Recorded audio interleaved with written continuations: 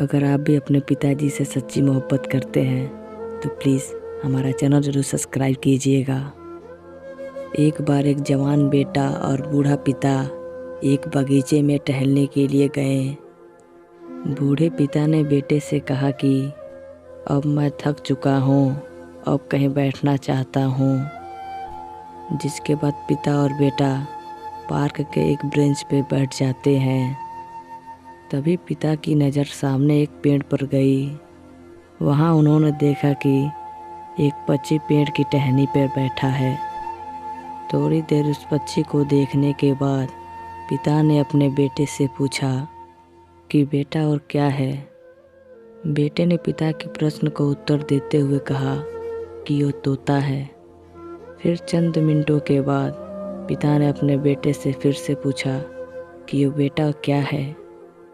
जिसके बाद बेटे ने थोड़ी ऊंची आवाज़ में बोला कि मैं आपको पहले भी बता चुका हूँ कि वो तोता है। थोड़ी देर बाद बूढ़े बाप ने अपने उसी प्रश्न को दोहराया और पेड़ की टहनी पर बैठी पक्षी को दिखाकर फिर से पूछा बेटा वो क्या है। अब बेटे को गुस्सा आ गया। वो चिल्लाते हुए अपने पिता से कहने लगा कि पापा, क्या आपको कुछ समझ में नहीं आ रहा है या आपको कुछ सुनाई नहीं दे रहा है? मैंने आपको कितनी बार बताई कि वो तोता है, तोता। फिर भी आप इतनी बार पूछी जा रहे हो, आखिर आपको जानकर करना क्या है? बेटे की यह बात सुनकर बूढ़े पिता ने थोड़ी सी मुस्कुराते हुए हल्की आवाज़ में कहा कि बेटा, मालूम है जब तुम करीब 4-5 साल के थे तब तुमने ये सवाल मुझसे 25 बार पूछा था और ये सवाल तुम पूछते हुए इतने प्यारे लग रहे थे।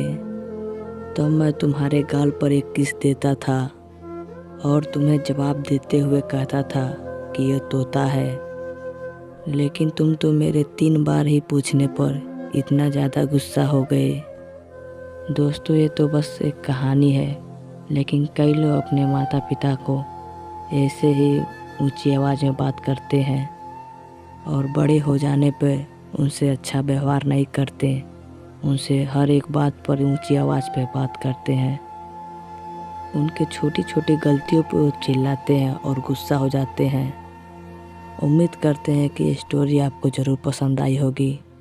अगर पसंद आई है तो प्लीज़ हमें कमेंट करके ज़रूर बताइएगा और हाँ, एक लाइक और ज़्यादा से ज़्यादा शेयर कर दीजिएगा।